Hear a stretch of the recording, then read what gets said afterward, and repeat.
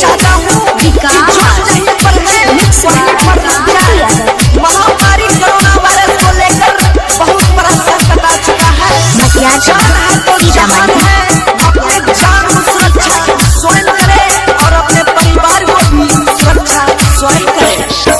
महामारी corona virus lockdown में लगाई करवाए अपना अपना घर में बैठा सुनला हो भैया ध्यान लगाए अपना अपना घर में बैठा नहीं ते होई जाई पायरिया तो है चाइना नरेंद्र मोदी मोदी मोदी अत्याचारी चाइना भाई एक दिन मारल जैतै भूखल जान गरीब के जाए अपना अपना घर में बैठा मर कट के जीतल जाए महापरीक्षा कोरोना वायरस।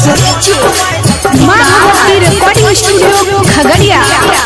अभी आप सुन रहे हैं बंसीधर चौधरी से।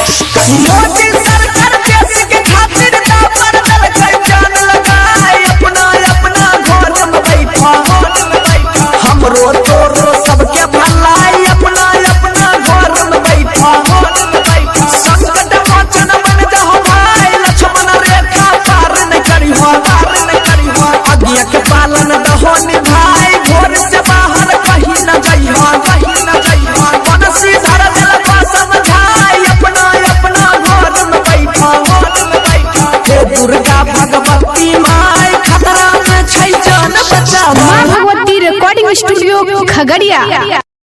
Mix by Bittu Yadav.